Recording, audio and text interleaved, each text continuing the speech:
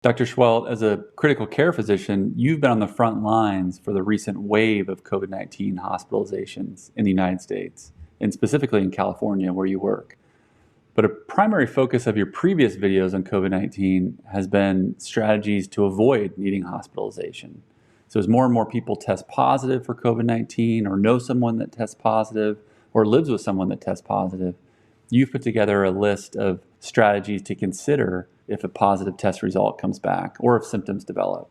So tell us about your list, and then we'll go through each item one by one. Yeah, thanks, Kyle. So the purpose of this video is good practical information for if you turn positive or someone you know turns positive for COVID-19. You know, I've been asked so many times recently because of the increasing numbers, what do I do? What to do if you're staying home? When to go to the hospital? What do you do if somebody is in your home that turns positive? What can you do to prevent the spread of infection within a household? And that's exactly what we're going to talk about right now. So if I got tested today and a positive test came back and I just have mild symptoms, what's one of the first things that I can do while I'm at home? Well, if you're not having really shortness of breath, you're probably okay. But if there's any kind of lung discomfort or shortness of breath, it may be worthwhile investing in a device called a pulse oximeter. This is a device that just slips onto your finger. And it basically tells you two different things. Number one, it tells you what your pulse is, your heart rate, and it also gives you something called the SpO2. That's your oxygen saturation. Now, generally speaking, if your oxygen saturation is 95 and above, then you're probably okay. If it starts to drop down, however, at rest between 90 and 94, then you're kind of getting into sort of a yellow zone, if you will, a caution zone. But if it drops less than 90%, so if it's in the 80s, in other words, then that's more of a red zone. That's where you are clearly hypoxemic, and you'd probably need to go into the emergency room to be evaluated for supplemental oxygen. If you don't have a pulse oximeter, some of the surrogates for this would be persistent shortness of breath, or if you have cyanosis or blue lips or tongue. Now, it's possible to have shortness of breath and not need oxygen, but if you don't have the ability to measure your oxygen, your peripheral oxygen saturation with a pulse oximeter, then that's the next best thing, is looking for shortness of breath and seeing if you need to go to the emergency room. Now, if you're already on oxygen as a baseline because you've got lung disease, then you should be on your regular amount of oxygen, and your oxygen saturation should be kind of where you're used to it being. If it starts to drop down, that would be the same sort of situation where it's time to go to the hospital and be evaluated, because that could be a sign. A low oxygen saturation could be a sign that you're getting pneumonia from COVID-19. You know, there's a lot of different pulse oximeters out there that one could purchase. There's the medical grade ones for maybe a couple $100. There's the type that you show that just go on a finger and are really small and portable. Some of those sell online for as cheap as $20. How can someone tell what's a good pulse oximeter to consider buying? Well, they've actually done some tests to see how accurate they were, and we'll post that in our description below. You can see here the ones that seem to do well on at least independent evaluation. Any other tips for using it? Anything that people should know when they're using a portable pulse oximeter? Yeah, it's just like taking a blood pressure. So you need to be sitting down for a couple of minutes, not doing anything exertive, and be at rest. Slip it on your finger. Don't take the first number that pops up. It's got to sort of learn your pulse a little bit, and so give it about 30 seconds to adjust, and then read the number off. What about nail polish, if I'm wearing nail polish? Yeah, so you want to make sure that it's reading the color of your blood. So you don't want to have any nail polish on the finger that you're using it on. So that's a good point. You want to remove the nail polish on the finger. What if I live at high altitude, say in Santa Fe, New Mexico at 7,000 feet? Yeah, so as you go up, that's a natural reason for your oxygen saturation to drop. So high altitude would be one of those things. And you may want to have somebody who's not at risk or having COVID symptoms to put it on, just to kind of see what it would be normally at that level. If you're up at 15,000 feet, 10,000 feet, a normal person's saturation is going to be probably in the low 90s, high 80s. What is unique about COVID-19 and this virus, the SARS-CoV-2 virus, that makes the pulse oximeter so relevant? Yeah, it's the thing that we learned about very early on during the pandemic in New York was these, quote, happy hypoxic. So in other words, they look fine in every other way, except for the fact that this pneumonia is really preventing oxygen from being diffused into the pulmonary circulation. And it's really one of the first signs that people are starting to progress. So I think it's a very sensitive tool to use is hypoxemia, and it can be very valuable. How is hypoxemia different than hypoxia? Okay, so hypoxemia is specifically the lack of oxygen in the blood. Hypoxia is the lack of oxygen in the tissues. So it's a very specific thing, but for our purposes here, both are happening at the same time. So the second thing that we're going to talk about is antibodies. And these are known as monoclonal antibodies. So if you can imagine here, we've got the virus, and on the virus, we have these spike proteins. Well, what the monoclonal antibodies do early on in the infection is they will bind to those spike proteins and prevent that virus from entering your cells. And this, of course, is important because it can reduce the viral load. And if it does so, there's a theoretical chance, at least, that it could reduce the severity of disease. So there are currently 2 companies that have come up with some monoclonal antibodies that have gotten emergency use authorization from the FDA. The first one is Eli Lilly, and the name of their antibody is called bamlanivimab. And the other company is Regeneron. And Regeneron actually has 2 antibodies in one medication. The first one is casirivimab, and the second component is indevimab. Now, both of these underwent randomized controlled trials and were shown to be effective at reducing the viral load and also reducing hospitalizations. And so the niche that these medications occupy are those patients that are not sick enough to be admitted to the hospital, but yet have a positive COVID test and are at risk for progression to hospitalization. So it's not for everybody who's COVID positive. And so for the interest of time, let's go over the data for bamlanivimab. So the results of a phase 2 trial involving bamlanivimab was published in the New England Journal of Medicine on October 28th.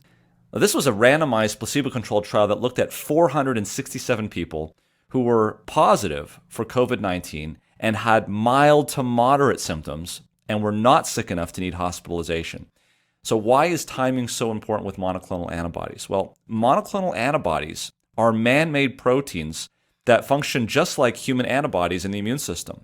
And so they're very good at stopping the virus outside the cells. This is kind of how vaccines work. They teach your immune system to develop antibodies that block or limit the ability for the virus to infect or enter your cells. But once SARS-CoV-2 has infected the cells, they've actually come in and got into enough of the cells. Antibodies aren't able to neutralize the virus. And you need T cells, cytotoxic T cells, which are specialized for dealing with infected cells. So if monoclonal antibodies are given late in the course, after a lot of that virus has already entered a lot of the cells, they're going to have limited, if any, benefit. And what they found was that on day 29, the percentage of patients who were hospitalized was 1.6% in the intervention group and 6.3% in the placebo group. And when they dug down deeper and looked at a post hoc analysis looking at high-risk groups, for instance, people equal to or older than the age of 65 or BMI equal to or greater than 35, the percentage of hospitalization was 4.2% in the intervention group and 14.6% in the placebo group.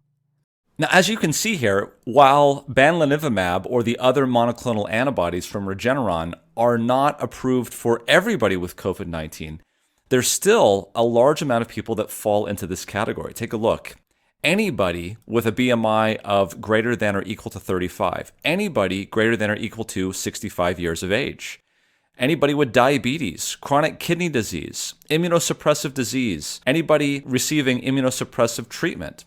And it doesn't end there. Anybody greater than or equal to the age of 55 with hypertension, that's a lot of people, or other chronic respiratory diseases or COPD. And so you can see here that there's a large group of people that fall into this category. And so it would be important to make sure that if you or someone you knew fell into this category and they were COVID positive, they would be eligible for receiving this medication if it was available in your area. For the bamlanivimab, bamlanivimab. Do you actually need to pronounce it correctly to receive the medication?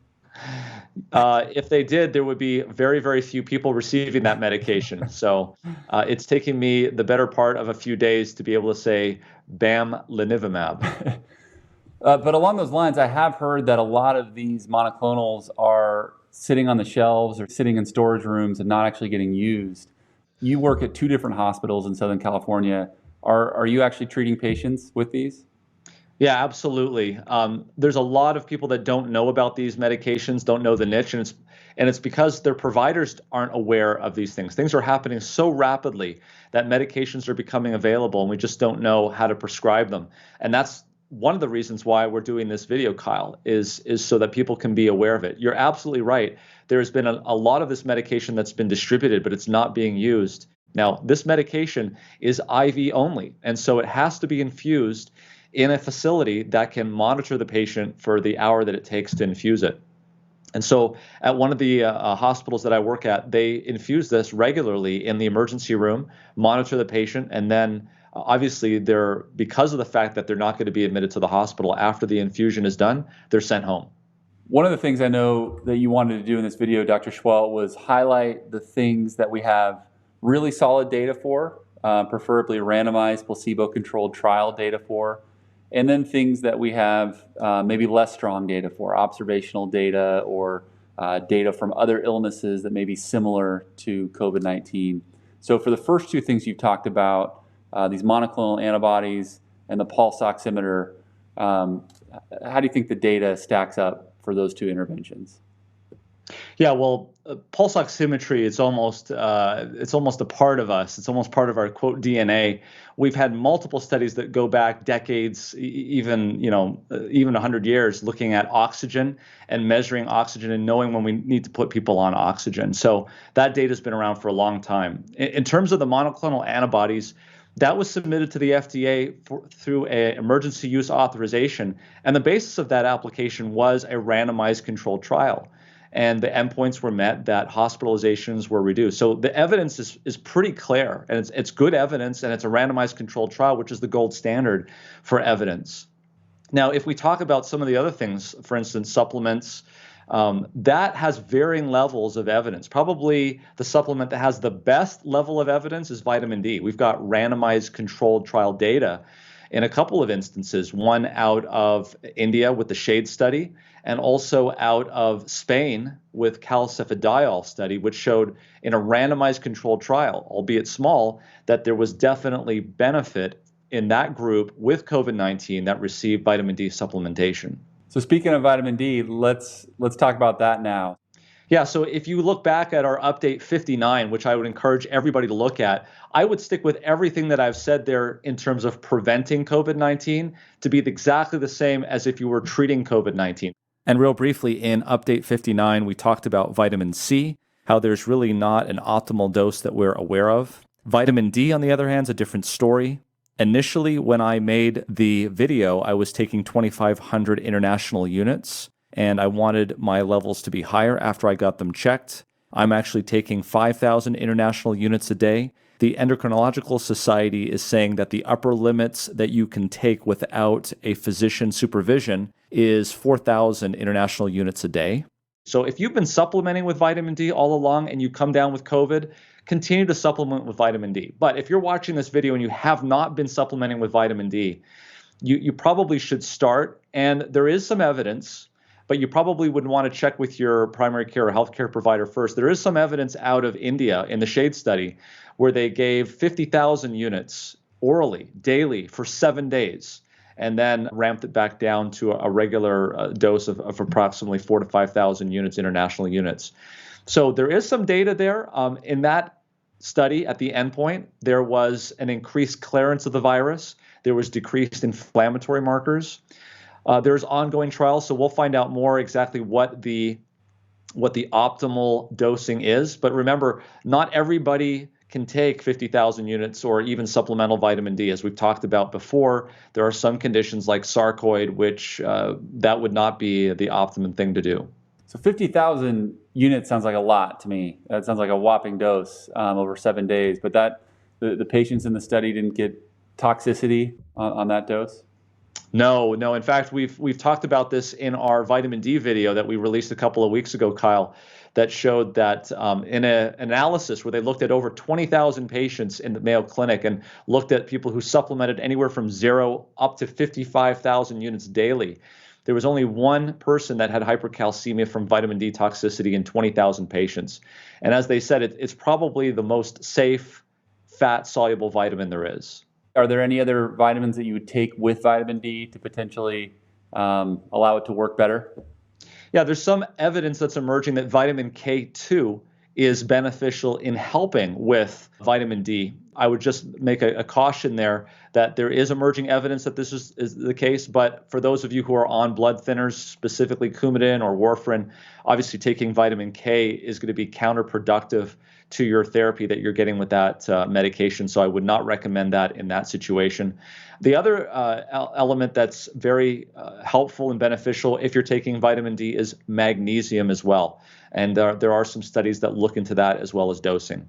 And I think it bears repeating again that none of these are recommendations for people to go out and do on their own, but always to discuss with their medical professionals first, correct? Absolutely. And the other thing I would add too is none of this is 100% protective or curative. So you still have to do all of the other things that the CDC is saying, like mask wearing, distancing, all of that. This is, again, is a way of tipping the scales in favor of you in terms of your immune system. One of the other things that I mentioned back in MedCram 59 a number of months ago was that I took quercetin. And while there is some data in Ebola and other viruses that quercetin may be beneficial, we were waiting for studies to come out on quercetin in SARS-CoV-2. There's a good review of quercetin in Natural Product Communications put out by Sage Publications that was published this month in December. And it basically goes over the prior data in other viral infections and also in vitro studies that seem to indicate that quercetin might be beneficial. But again, we have no randomized placebo-controlled trial data. It seems as though the risks of quercetin supplementation is pretty low, which makes the benefit to risk ratio fairly high if one wants to consider supplementation with quercetin.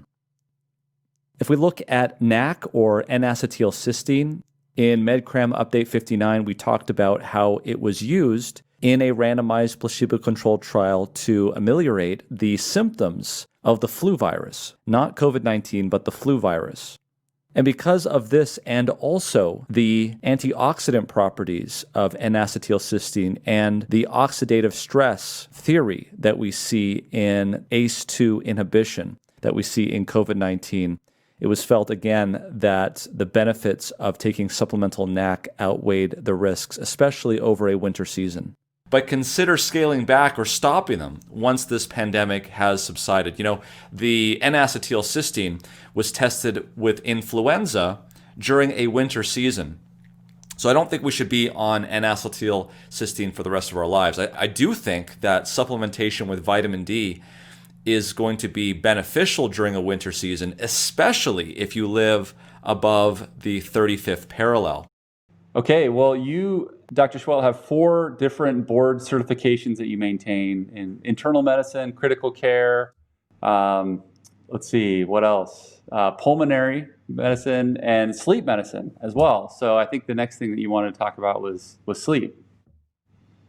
Yeah, so sleep is very important, especially now that we're talking about people getting vaccinations. So it's not only important if you have COVID-19, but it's also important if you're planning on getting vaccinated, because we've got good data that goes back many years in terms of the flu vaccine, that if you are getting at least 7 hours of sleep prior to vaccination, the antibody response and the immune response is much more robust and better after vaccination if you've had a good night's sleep. And that also goes along with trying to, again, to prevent yourself from getting the infection, where they did a study where they purposefully put rhinovirus into the nasopharynx into their nose, basically, of students. And those that had a good night's sleep from previously, when they interviewed them, had much less chances of getting a cold and getting the virus than those that had not been. So sleep is very, very important. The other thing I would mention about sleep is it's particularly the hours of sleep early in the night. It is those hours that is associated with slow wave sleep. So the hours of sleep before midnight are probably worth more by hour than those after midnight. So turning off electronic devices, turning off the television, not reading your Facebook page or comments are things that get you emotionally charged. These are all things that are going to prevent you from going to sleep. It's better to shut down at that point, go to bed, and get that slow wave sleep. By the way, that slow wave sleep, Kyle, is associated with growth hormone secretion, which is really, really important in terms of longevity. But if I've just tested positive for COVID-19, I might be a little nervous. Going to be hard to get a good night's sleep. Is there anything else, any supplements I could take? Anything else you'd recommend if I'm having trouble sleeping? So we've talked before about the oxidative nature of COVID-19 and the fact that the ACE2 receptor is taken out. And the bottom line here is that we are seeing more and more evidence that oxidative stress is playing a significant role in the deleterious effects of SARS-CoV-2. One of the things that would help in terms of sleep and also in terms of an antioxidant is melatonin. Now, some people might notice that melatonin works really well for them, other people not so much so. But taking a supplement, maybe 3 to 5 milligrams about an hour before bedtime of melatonin would be beneficial in some people in terms of antioxidants, but also in terms of helping you get to sleep and falling asleep so that you can get the 7 hours of sleep that you need. And then finally, zinc, which has been talked about quite a bit, still recommending it, but not greater than 40 milligrams of elemental zinc per day. And because zinc can be complex with many different ionic compounds, such as picolinate, such as sulfate, you've got to look up the actual elemental zinc in each compound and make sure that you shouldn't be taking more than 40 milligrams a day. So with the exception of vitamin D, everything else should be about the same, whether you're trying to prevent COVID-19 infection or whether or not you have it. But is there anything else that you should be doing on top of this if you come down with symptoms of COVID-19? To answer this question, let's again review the course of SARS-CoV-2 infection and how it progresses. So we learned early on in the course of this disease, in a paper published in The Lancet in mid-February, that from infection to symptoms is an incubation period of about 5 days. And then after symptoms develop, there's about 7 days where these symptoms become more and more progressive. And if it leads to hospitalization, that's when it's going to occur at about the 7th day approximately.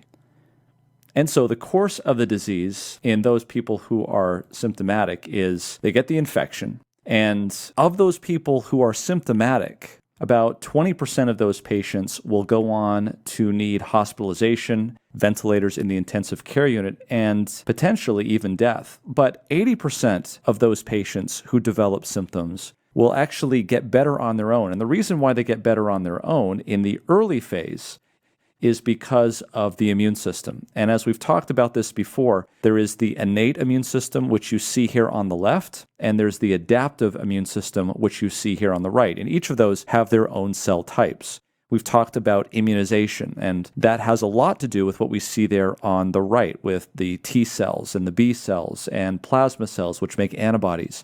But it's becoming increasingly clear in the early part of the infection, that part of the infection where the patient is at home and he's having mild symptoms, that the part of the immune system that's really responsible for taking care of this is the innate immune system. And unfortunately, this portion of the immune system, the innate immune system, gets weaker with age.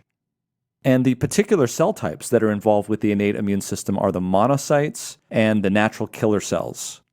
And one of the primary outproducts, if you will, of the innate immune system is the interferon response. It's very important that this molecule, interferon, does exactly what it's named to do, and that is to interfere with viral infections. What we're finding out is that the SARS-CoV-2 virus is interfering with the body's interferon, and that's why it's allowed to progress through that 7-day period of time and progress even to the point of needing hospitalization.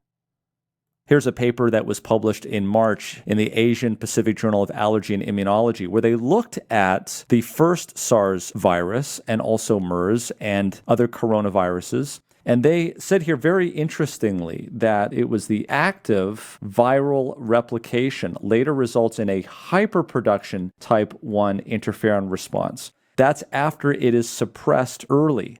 And what they say here, basically, based on all of this data, is that these facts strongly indicate that the innate immune system response is a critical factor for disease outcome. And those predictions bore out. Here was a paper that was published by Dr. Go, where she reviews the data and says that studies of SARS and MERS suggest that the interferon response is delayed. Compared with coronaviruses that cause mild disease and with milder cases of these two coronaviruses that can cause severe disease, the patients with severe SARS or MERS had a higher viral loads and delayed interferon responses.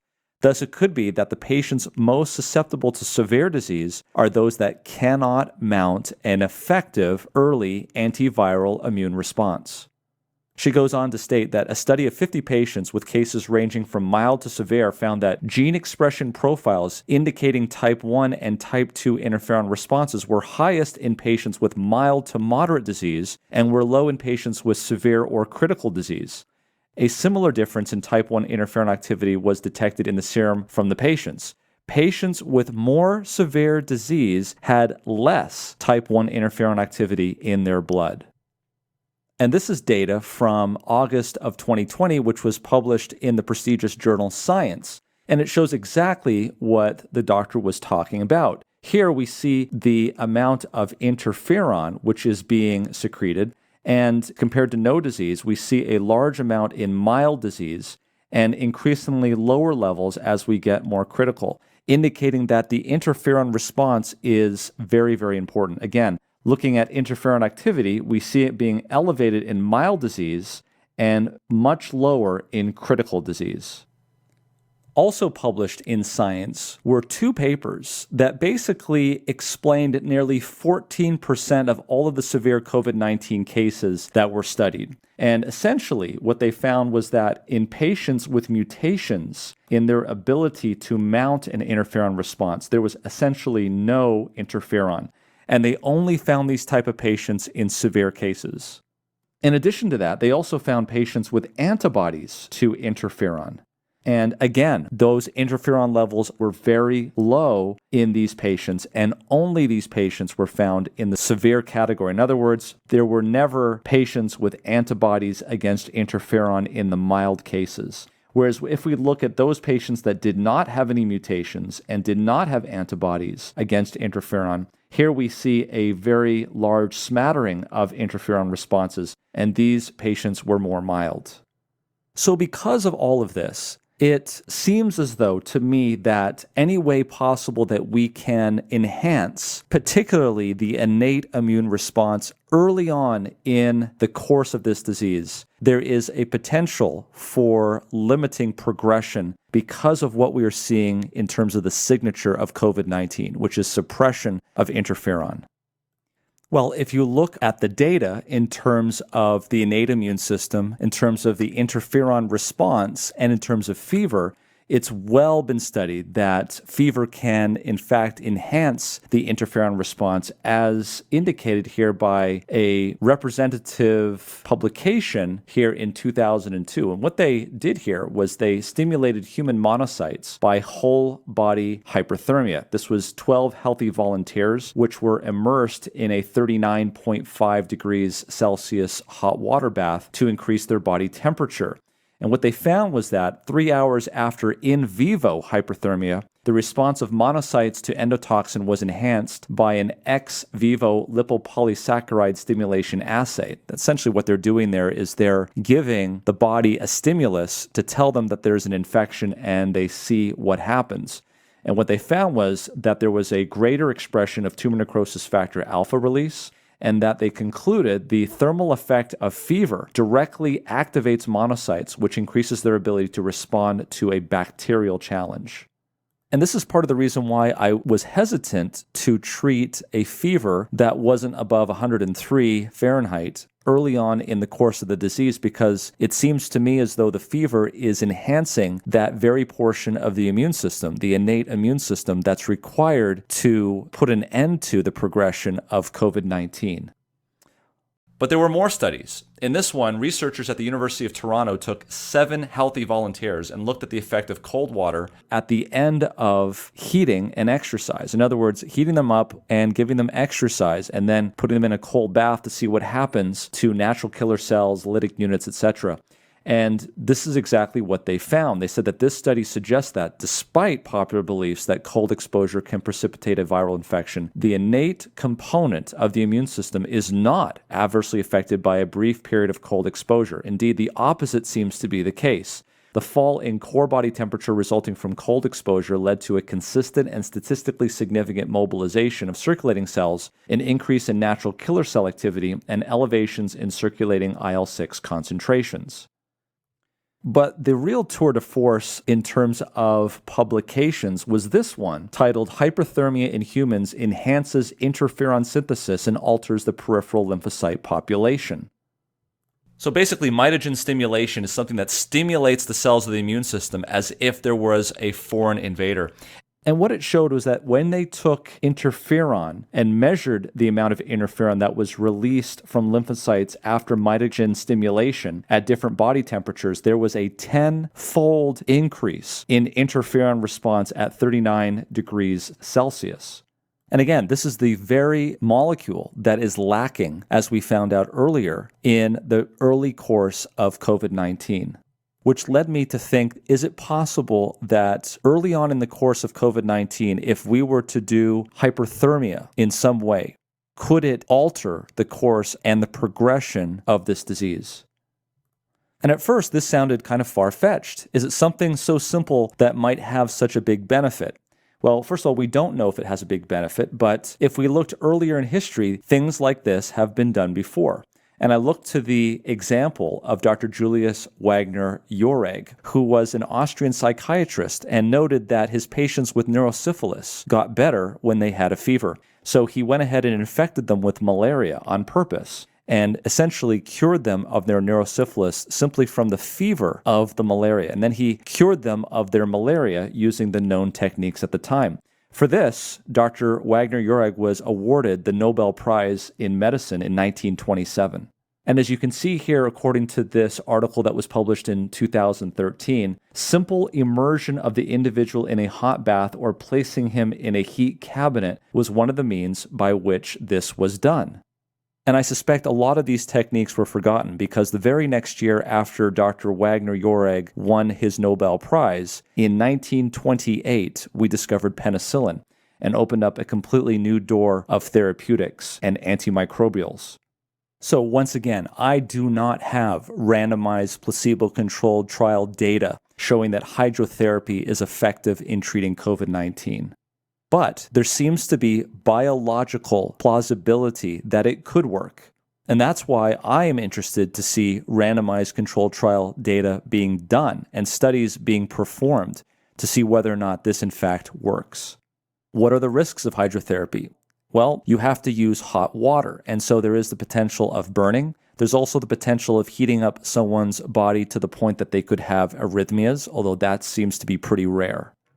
Other than that, the risks seem to be pretty minimal. You don't need to leave your house. There's no prescription that needs to be written, and you're not using up resources that need to be used by somebody else. And so because of this, I believe that the benefits outweigh the risks currently for hydrotherapy. And if anyone is interested in looking more into this, I will have links in the description below. Could people also use hot and cold showers or a hot tub or a sauna if they have access to that to get the same effect?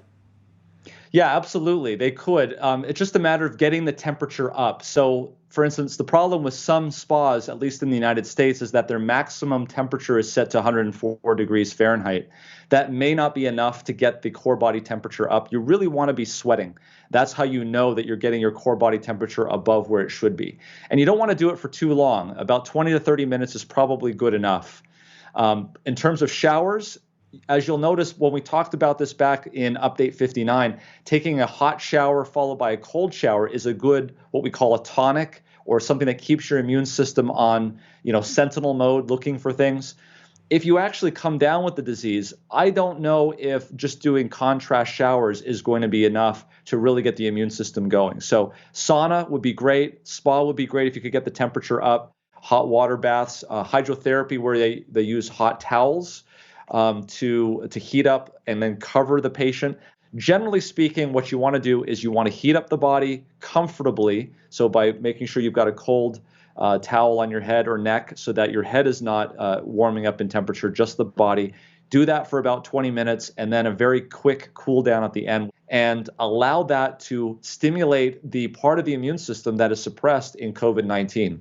If someone tests positive and they are not sick enough to need to go to the hospital and they're going back home, what are some strategies that they can employ to prevent other people that they live with from getting sick?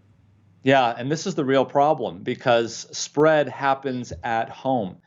You know, a great analogy to use if you're in a home is to think about somebody who smokes in your home. If they're on the other side of the house smoking, you might not be able to smell the smoke, but after a long period of time, that smoke is basically going to infiltrate the house, and eventually you're going to smell that smoke. And that's really the way it is with the spread of this virus. So you've got to think about both modes of spread if you want to prevent both modes of spread. And the first mode of spread is with large droplets, and that's where masks come in. So these large droplets will have the virus in it, and if someone's talking to you, these droplets are going to fly across a few feet.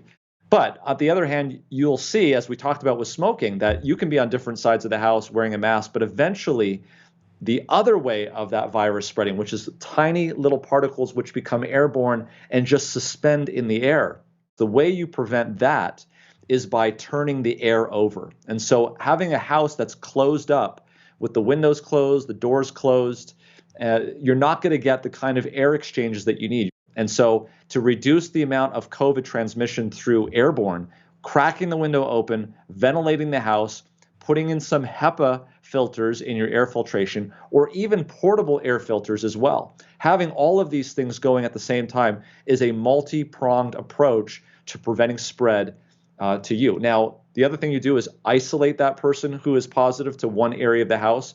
They can crack the windows open in that area of the house, have air filtration going. Maybe they're going to have to wear some warmer clothing and to compensate for the window that's cracked open. But again, these are all things that can work together. I think actually cracking the window open and getting air exchanges and ventilation is even more important than the time that we put in wiping down surfaces. That's actually probably not a large way that this virus is spread. Okay, Dr. Seheultas, to summarize, if I were to get a positive COVID-19 test and I have either no symptoms or mild symptoms, you would recommend potentially getting a pulse oximeter, checking to see if I'm in the category of patients that might benefit from prophylactic monoclonal antibodies, antibodies in advance of getting sick, a variety of immune boosting strategies, including vitamin D and a few other supplements, hyperthermia if I have an opportunity to do that, whether it's with warm towels or a hot tub or a bath or hot cold showers or a sauna if you have access to that. Sleep, trying to optimize my sleep, getting at least 7 hours a night, and then certainly trying to prevent the spread to other people. So isolating myself in the home to the best of my ability, opening a window a few inches for ventilation, considering replacing my heating and cooling system air filters with a high efficiency filter. And I believe it's a MERV 13 or higher that you really want to capture those virus particles. And then finally, if one can afford it, a portable HEPA filter unit. Anything else that I'm missing? No, I think that really there is the low-hanging fruit. Part of the purpose of me making this video, Kyle, is because I get so many people asking me, Dr. Seheultas, what do I do? I've got COVID-19 and I'm feeling sick. It's been 3 or 4 days. What do I do? And now what I'm going to do is I'm going to simply refer them to this video, because I think everything that you've just said there, Kyle, is everything that I've been telling people in the last couple of months that have been calling me about what do I do. This is exactly what I think we ought to be doing. And hopefully it will start to flatten the curve in addition to everything else that we know is helpful, including wearing masks outside, social distancing, and all of those other things that we need to be doing. You can help support us by visiting our website, megcram.com, subscribing to this YouTube channel, and turning on alerts by clicking on that bell icon, hitting the like button, leaving comments, and most importantly, sharing these videos with friends and family. Thanks for joining us.